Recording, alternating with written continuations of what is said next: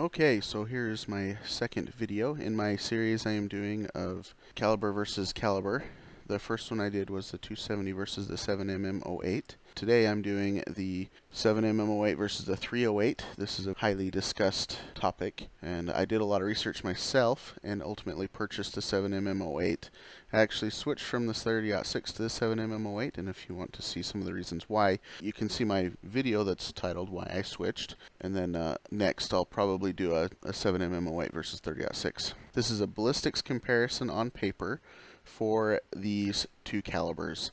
Now the 7mm-08, the 08 comes from the 308. It is the same case, but it has been necked down to 7 millimeters, which is .284 caliber, and the 308 is obviously .308 caliber. So there's not a huge difference in size.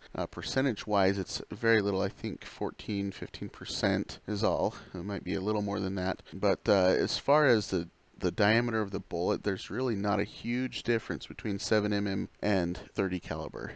But the ballistics of the 7mm bullet and its shape and design characteristics produce better BC, better ballistic coefficients, and it's able to have more downrange energy as well as speed and flatter trajectory. So in my comparisons here, I will show you that. I am biased towards the 7mm-08 because I did ultimately pick that. The 308 definitely has its place, allowing you to shoot a little bit bigger bullets than the 7mm-08 will be able to. The 7mm-08 will go up to 175 grain is the max I have found for load data. The 308, I've seen load data for 200 grain bullets. So the 7mm-08 versus the 308. Let's get started with the factory ammo. First, let's start off with the new ELDX Precision Hunter ammo. This ammo was released just this last month for the 7mm-08 and last year for the 308. The ELDX bullets came out from Hornady last year. They're very good performers. First off, we have the Hornady 150 grain ELDX. I did all the comparisons at 500 yards, so you can see what the downrange energy is of both calibers. The ELDX for the 7mm-08, 150 grains. At 500 yards, it's traveling 2,037 feet per second, 1,381 foot-pounds, and it drops 43 inches.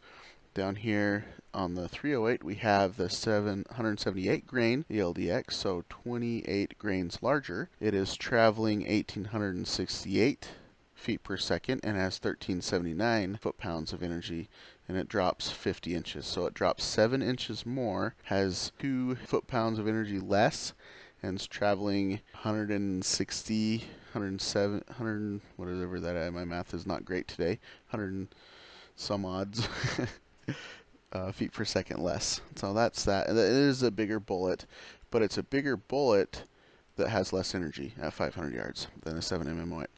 Let's continue on. The 139 grain SST is traveling 2059 feet per second at 500 yards, has 1,308 foot-pounds of energy, and drops 39.6. The 150 grain SST for the 308 is traveling 1963 and has 1,282 foot-pounds of energy at 500 yards, drops 40.7 inches. So it drops 1 inch more, but the energy is... it's not substantial. There's not a substantial difference, but the 7mm again is outperforming it just slightly. Realistically, they're both going to get the job done, but the 7mm is outperforming it just slightly. 139 grain GMX, it's very similar to the SST.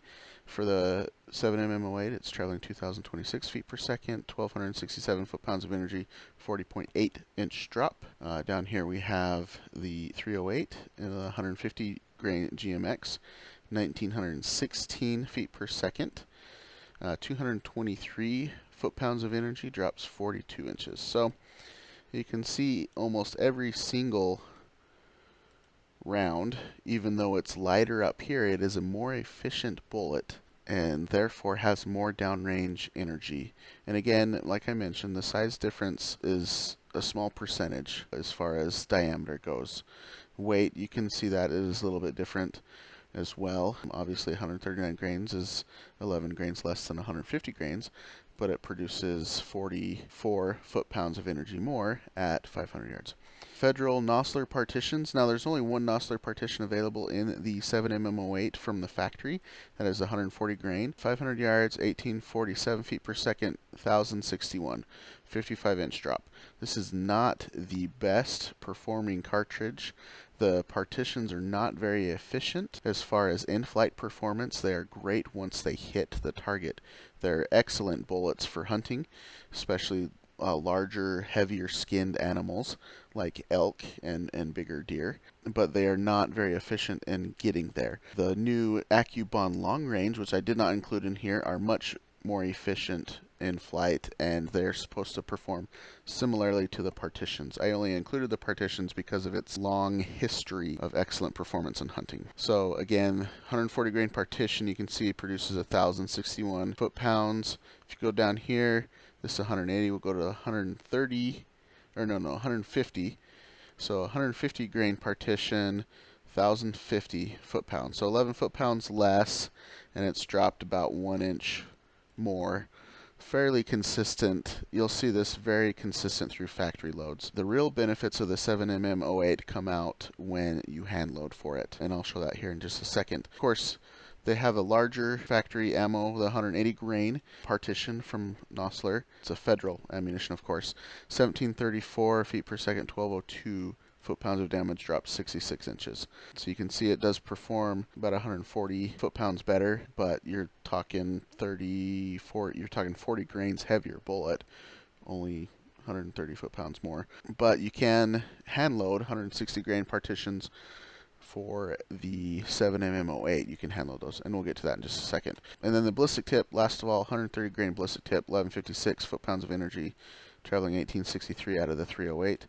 Up here we have the 140 grain. It is traveling 1935 feet per second. And you know what? This is wrong. This is, I apologize, 150 grain ballistic tip. 130 grain was from the 270 load data, but this is correct. I did copy in the numbers correctly, but the 150 grain, I just looked at my notes. So 150 grain versus 140 grain, kind of the same story here. 1156 foot-pounds of torque energy at 500 yards, drops 54. Up here you can see drops almost an inch less, has 8 pounds of energy more. So very pretty consistent through factory ammo. The 7MM-08 does perform a little bit better 500 yards and beyond. Once you go past 500 yards, I mean, usually it breaks even about 300 yards for the 7MM-08. They're pretty identical at 300 yards for both these. Once you pass 300 yards, the 7MM starts gaining, and if you hit up, above 500 yards, the 7MM-08 just dominates the 308. Once you get out to 600-700 yards, you're producing a few hundred foot-pounds of energy more. So out of the factory ammo. And hand loads as well. But let's get down to the hand loads. ELDX hand loads, 535 ballistic coefficient on the 30 caliber 178 grain. This is the load data from Hornady. If you go off their max load, you get 1805 feet per second, produces 1287 foot-pounds and 64.6 inches drop. The interesting thing about Hornady is occasionally you'll see factory loads outperform hand loads. And that's because Hornady makes their own powders and combinations, and they don't release those. That is their proprietary information, like their Superformance bullets. For instance, in the 7MM-08, their SSTs from the factory outperform the load data available for them by hand loading. So you see the same thing here. It has almost 100 foot-pounds of energy more at 500 yards than the hand-loaded data. So not a great hand-load option here. I would go pick up the factory load if you're going to shoot those bullets. However, you can shoot heavier grain bullets. The 200 grain isn't available in the factory, and it has a higher BC of 625. And that one I would pick over this one if you're going to hand load for the ELDX. Anyway, so down here you can see for the 7MM-08, there's 162 grain, 500 yards, it's 2030, 1,482 foot-pounds of energy. That's the most we've seen so far, and it drops 54 inches. So compare that to even the factory up here of the 308. You're looking 100 foot-pounds of energy more little bit more drop, but it is a pretty decent sized bullet. 2,030 feet per second, so quite a bit more energy there. That drop, I need to double check that drop. I don't think that's completely accurate. Let's go over here. Let me show you how I do this. So it has a 625 ballistic coefficient on 162 grain, 162, and the fastest from the factory is 2,700 feet per second. And that might be accurate, but I don't think it is. It is accurate, 54 inches. So let me show you something else here that's pretty impressive. This is Hornady's load data, and this is my own tweaking here. My own performance. This is out of my Weatherby Vanguard S2, Series 2 24-inch barrel rifle, 46 grains of the RL-17 powder, and then my overall case length is 2.932. It's just about 5 thousandths off the lands of my rifle. The FPS, it's going about 2,815 feet per second. I'm getting about 1-inch MOAs at 200 yards, but the ballistics are pretty insane for this. 500 yards, it's going 2,129 feet per second, and I have 1,631 foot-pounds of energy. Compare that to the so Handload's here, 350 foot-pounds more energy, and it's dropping 18, 16 inches less. Pretty impressive. Alright, down here, let's continue real quick. I did the most accurate, so each one of these has two options. Most accurate, and then the max loads available from Nosler. 140 grain, 308 bullet. 500 yards, traveling 1911, has 1,136 foot-pounds of energy, drops 49 inches. That's using 46.5 grains of the A2495 powder. Now the max load is 500 yards, 1,950 feet per second, 1,182, and that's using 49 grains of Varget. That's not a huge difference between this two. I would go with this one because you're not gaining a whole lot by going up as far as performance goes, but you're gaining some pressure. You're probably pushing the pressure issues. Same thing down here. Well, the interesting thing down here is the most accurate load is the same as the max load. So the max load is the most accurate load, which is awesome. So 500 yards, 1,969 feet per second, 1,205 foot-pounds of energy. Better than both of these right here. 49.3 inches of drop, so closer to this one, and that's 47.5 grains of the big game powder. Moving on to the 150 grains, 308 has, let's see, the most accurate load is going 1,814 feet per second, 1,096 foot-pounds of energy, and ironically, look at that, it has less energy than the 140 grain does. So keep that in consideration. That's going to have more kick on this one than this one will have, more recoil. So, and 54 inches, it drops more, 54.7 inches. Now the max load is 46 grains of TAC. This was 46.5 grains of the Vihardi N140. I don't know how to pronounce that, but yeah, it was that powder. Max load is 1898, 1,200 foot-pounds, 50-inch drop. So that's pretty similar, actually, to what we're seeing right here. Pretty similar. But again, the 7mm is just slightly better. Very slightly. I mean, that's an insignificant difference there. 46 grains of the TAC powder. Down here, 7MM-08. Now this is the 150 grain. Okay, yeah, so backtrack here. The 150 grain performs similar to the 140 grain. You go up to the 150 grain in the 7MM-08. It's going 1849 for the most accurate. 1139, drops 57. Now go up here to the max, and that's going 1,944 feet per second, 1,258 foot-pounds of energy, 51 inches drop. So there we pulled a good lead, well, 58 foot-pounds above the 308. And it's all because of the efficiency of the 7mm cartridge. Now let's go down to the 160, 165 grain. For the 30 caliber, it's 165 grain. For the 7mm, it's 160 grain. So three options here. I'm using the same amount of, or the same powder for option 2. So option 1 is most accurate. 1,721 feet per second, 1,086 foot-pounds of energy, has 62 inches of drop. That's using 46.5 grains of the BLC2 powder. Option 2, this is the same powder. This is IMR 4350, and I included that because you have the same recipe for both here. Using the IMR 43 powder, 1,793 feet per second, 1,178 foot-pounds of energy, 57 inches drop. So you're not gaining a ton of energy by going to a heavier bullet here. You might be able to assume that it's going to penetrate a little farther because it is heavier, which may be the case. The energy and ballistically it is the same or less actually than the smaller ones. Well, maybe a little more with this one. This is less than some of the other ones. So anyway, so now the max load is 52.5 grains big game. It is 114% compressed, so accuracy is going to be really affected here. That's a really hot load. I don't like compressed powder very much. You get all kinds of issues with that, but that's 114% compressed.